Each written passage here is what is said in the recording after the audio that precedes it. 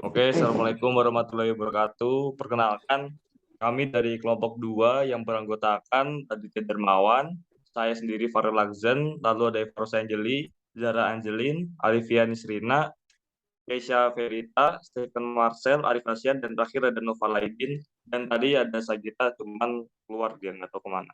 Oke, lanjut ke ini share screen PPT-nya. Kita di kelompok 2 ini kita membahas subbab tentang peran Indonesia dalam misi perdamaian dunia melalui hubungan yaitu sebagai berikut, yaitu untuk dibagi bagi beberapa agenda. Yang pertama ada agenda PBB atau yang kita sebut Perserikatan Bangsa-Bangsa, lalu ada KAA, HI, DD, Misi Garuda, dan Gerakan Non-Blok. Oke, lalu untuk tadi ada beberapa subbab. Yang pertama ada subbab Perserikatan Bangsa-Bangsa atau PBB yang dibacakan oleh saya sendiri, bahwasannya Indonesia sendiri masuk PBB pada tahun 28 September 1950 dan memilih keluar pada tahun 1965, lalu bergabung kembali pada 28 September 1966. Penyebab dari kejadian ini yaitu sebagai protes diterimanya Malaysia menjadi anggota tidak tetap Dewan Keamanan PBB pada tahun tersebut. Kedekatan emosional dan sejarah antara PBB dengan Indonesia memang tidak perlu dilakukan lagi.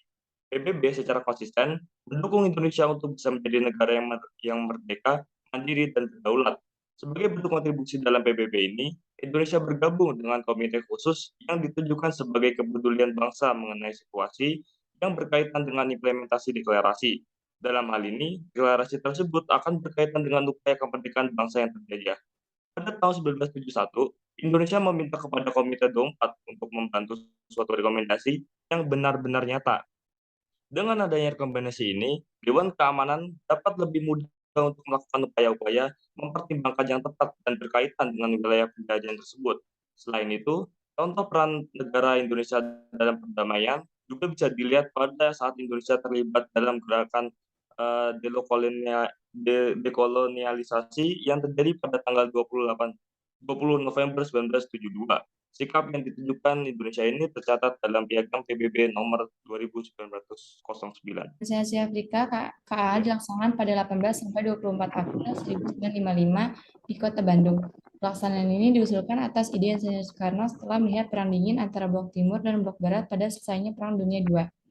Di sini ada hubungan internasional, yaitu pembangunan hubungan internasional yang dilakukan oleh bangsa Indonesia ini bertujuan untuk meningkatkan kerjasama bilateral dan persahabatan melalui berbagai macam media yang sesuai dengan kepentingan serta kemampuan nasional.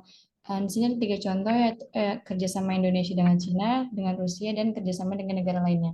Oke, sekarang masuk ke Deklarasi Juanda. Jadi pada tahun 1956, Deklarasi Juanda mulai dipertimbangkan karena adanya tuntutan dari pimpinan Departemen Pertahanan Keamanan Republik Indonesia atau RI. Perdana Menteri Juanda Kartawijaya adalah yang pertama kali mencetuskan deklarasi ini. Untuk lebih tepatnya, Perdana Menteri Juanda Kartawijaya membuat deklarasi ini sebagai aksi protes terkait hukum laut di Indonesia pada tanggal 13 Desember 1957. Pada saat itu, hukum laut Indonesia dianggap tidak dapat memberikan keuntungan kepada masyarakat di sekitar. Di periode waktu tersebut, ordonansi laut dan daerah maritim dari Belanda dijadikan sebagai dasar pembuatan hukum di Indonesia. Kebijakan ini tidak dapat melindungi sumber daya Indonesia dengan baik karena tidak ada larangan khusus yang menyebutkan bahwa kapal-kapal asing tidak boleh sembarang masuk. Setelah itu, Undang-Undang Nomor 4 PRP tahun 1960 mulai dikukuhkan dan hal ini membuat teori wawasan Nusantara dibentuk secara nyata. Tidak berhenti sampai di situ saja, deklarasi ini kembali diperjuangkan dengan memanfaatkan keberadaan UNCLOS dari PBB. Peran Indonesia dalam perdamaian dunia adalah berbagai konferensi yang berkaitan dengan hukum laut yang diselenggarakan oleh PBB. Setelah deklarasi ini diperjuangkan, selama 25 tahun, akhirnya hukum laut Indonesia diakui oleh dunia internasional pada tanggal 16 November 1994. Lalu untuk misi Garuda, misi ini dimulai ketika negara Prancis, Israel, dan Inggris menyerang Mesir, hingga hal itu menimbulkan perdebatan dari negara-negara lain. Menteri Luar Negeri Kanada, Lester B. Pearson, menyebutkan bahwa wilayah Timur Tengah harus segera dilindungi. Hal inilah yang kemudian disetujui oleh UNEF pada 5 November 1956. Indonesia pun turut berpartisipasi dengan mengirimkan misi Garuda 1 sampai misi Garuda 26 C2.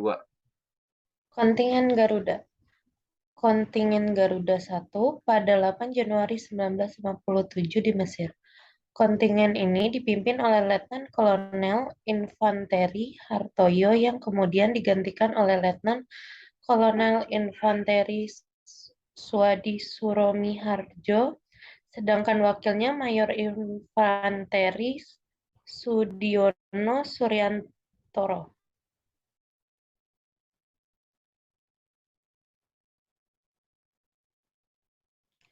Kontingen Garuda 2 pada 1960 di Kongo, dipimpin oleh Letkol INF Solihin.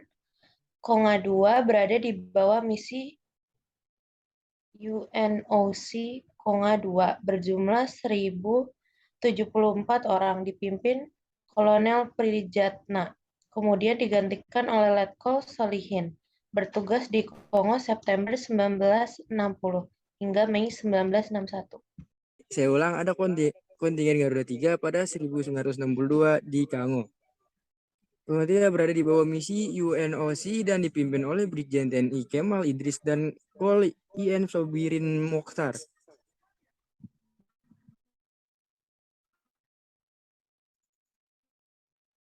Kemudian pada kontingen Garuda 4 pada tahun 1973 di Vietnam, pada tanggal 23 Januari 1973, pasukan Garuda 4 diberangkatkan ke Vietnam yang dipimpin oleh Brigadir Jenderal TNI Wiyogo Atmodarminto.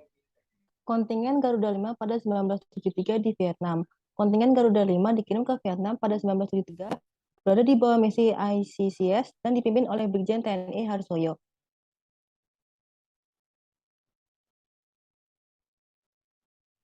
Lalu kontingen Garuda 6 pada 1973 di Timur Tengah, berada di bawah misi UNEF dan dipimpin oleh Kolonel Infanteri Rudini. Tugas pokok kontingen Garuda Indonesia sebagai Peacekeeping Force atau pasukan pemelihara perdamaian.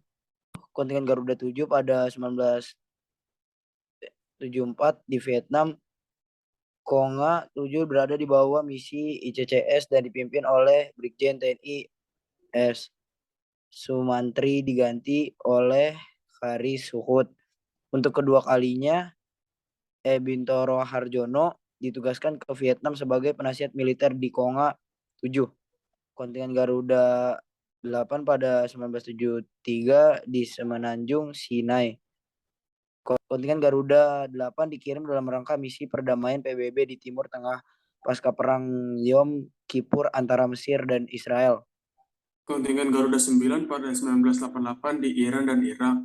Kontingen Garuda 10 pada 1989 di Namibia.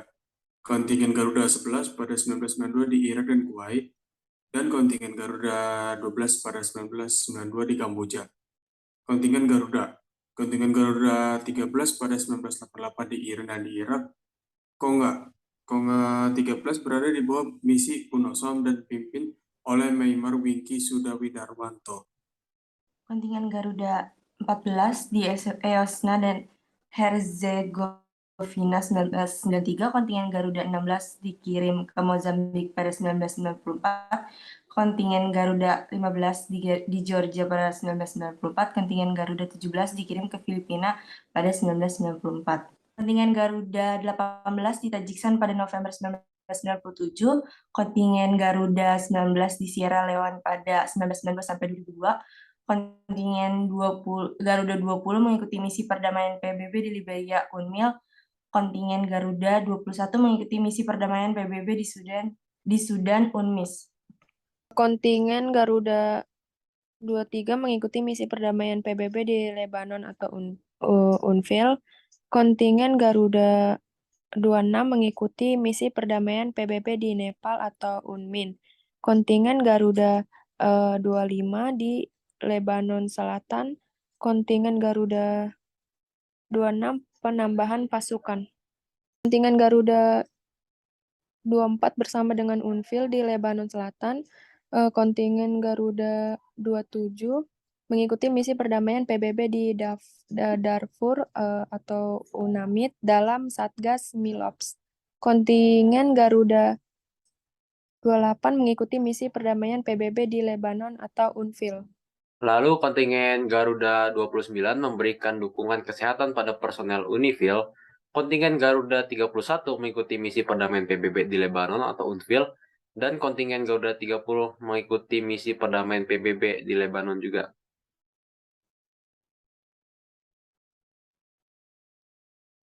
Yang terakhir ada gerakan non-blok.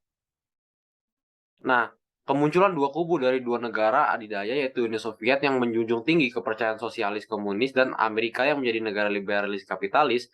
Dengan terbentuknya dua kubu dari dua negara adidaya ini tidak membuat negara lain menyetujui kedua kubu tersebut. Beberapa negara yang tidak menyetujui kemunculan dua kubu ini akhirnya membuat gerakan sendiri, yakni gerakan non-blok atau biasa disingkat dengan GNB.